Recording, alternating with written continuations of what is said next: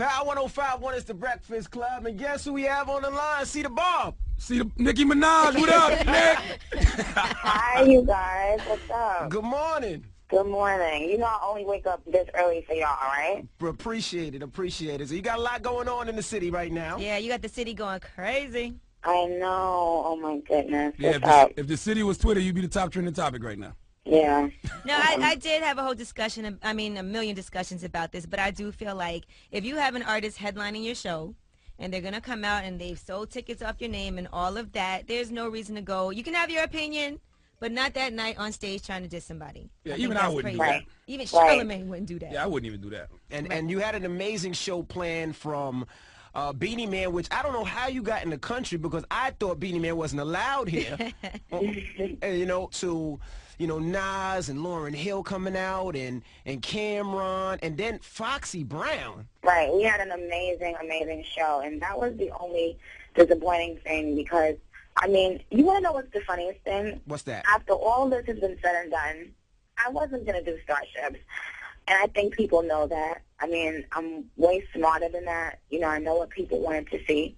I think it was just someone trying to be sarcastic, but like you said, and like I said, and like everyone else, every other artist said, it was horrible timing, it was in bad taste, and everybody makes mistakes, but you got to own your mistake, and that's the problem. When you don't own it, then people feel like, oh, okay, well, you feel like you can do this in the future and get away with it, and that's the problem. Right. This was my whole thing, too, though. Lil Wayne pulled Young Money from the show. I don't understand why they singled you out like you were the only Young Money artist who didn't perform.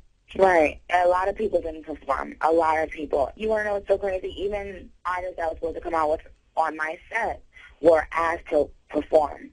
And they said, if Nicki's not on that stage, I'm not on that stage. And we're going to ride out on loyalty tonight. And we all salute Lauren. And she gave an amazing statement about this whole thing. And no one has said anything. And, you know, Nas retweeted that. And no one has said anything. Fab tweeting last night, and, you know, Cam and Fox showing me so much love that same night. This is something that is horrible, and it needs to be addressed. How did you and Foxy get up? Like, that just seemed like a strange thing. Yeah, I reached out to her a few months ago. I think it's sort of my Summer Jam lineup. By the way, I want to let people know, this has been going on for a very long time. My lineup with Foxy she's always been a part of the lineup, and I've known I'm doing Summer Jam for maybe a year now.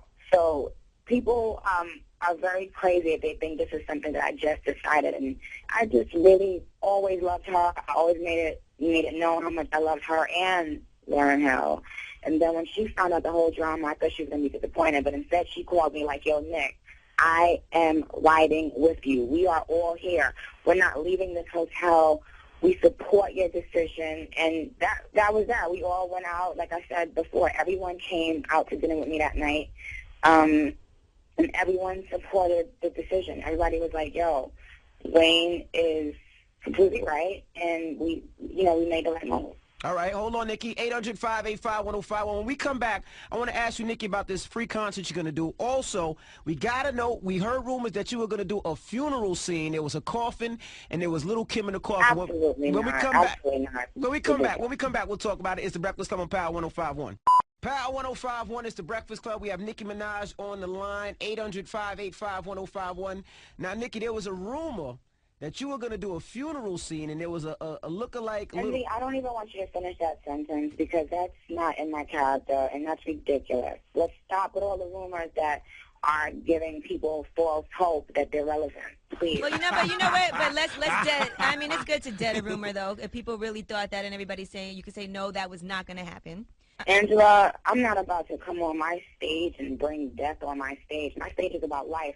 My stage is about life and love, and that's it, like, period. We was bigging up each other, myself, Foxy, and every other artist there, and that's nobody that's irrelevant was going to be made relevant on my stage. Absolutely not. Now, do you feel like, and a lot of people were saying this too, that people come at you crazy because you're a female? Some people were saying, oh, stop using the female card, blah, blah, blah. But in your personal opinion, do you feel like you get treated differently being a female? They wouldn't have done this if it was a dude. They didn't call out Lil Wayne. They didn't say nothing to any of the guys that were on the stage or supposed to perform.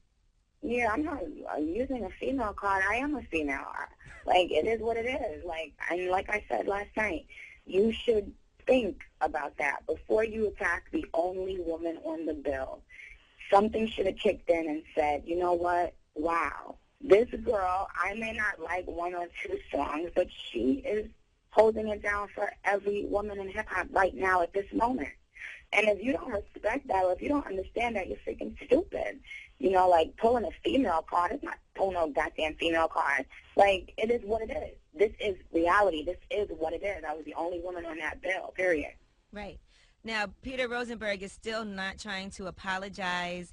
Do you think that you deserve, I feel like you deserve an apology because it was Absolutely. a stupid move on his part. I think, and I get it. Like, we all know he always talks negatively about you, but I think that was the wrong time and place. Are you expecting an apology? If you got one, would you be willing to accept it and speak to them, or are you just like, it's not happening? No. I don't want an apology. I don't care about an apology. The only thing I cared about was handling my business last night. Because Flex is right. Like, I do handle my own.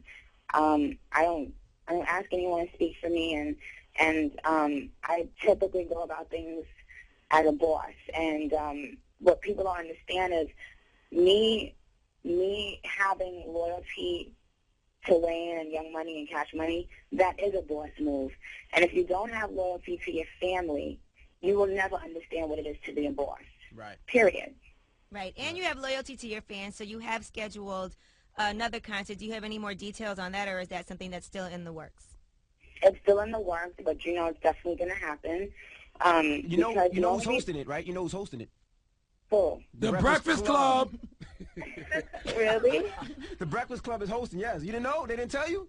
Oh, no, but okay. Yeah, they didn't know that either. They just found that out when we said it just now.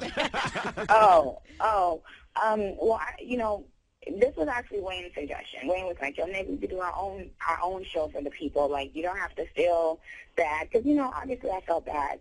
I don't want to let my fans down, period. Like, and I think people know that about me, and that's why they pull that card. They know how I feel about my fans. And we're going to make it work. I mean, I'm going to Sweden tomorrow. But the other thing is the only reason I didn't have a New York, New Jersey show is because I was doing Summer Jam, and I didn't want to step on their toes. You know what I'm saying? Right. But now that didn't happen, then yes, we are going to plan the show, the free show, and, we're going to have fun. But, I'll have details at a later date, obviously. Well, I'm a stern believer that God knows what he's doing, so everything happens for a reason. Exactly, and that's how I felt. In the beginning I felt like it was horrible, and then I felt afterward like, you know what, this happened for a reason. I mean, and like I said last night, this taught me to value myself and to know that no one has the right to treat you like this. I don't care who you are. I don't care if you're if you're working at a freaking top company. And it doesn't have anything to do with music. If you're walking into that boardroom and you're the only woman in there especially, and you hear men, making fun of you and insulting you, you're not going to walk in that room. You know what I'm saying? You're going to say, you know what, check yourself, get your together, because I put in my work in this company just like every man here, and until you can respect me, I'm not even walking and sitting in that room. You feel me? I'm not going to, people say, oh, well, you should have still walked on that stage and showed them. I don't got to show anyone. I don't have to show. That's one thing. Absolutely. Not happening anymore. I'm going to show you by what I don't do. And what I don't do is perform in a place that people don't respect me.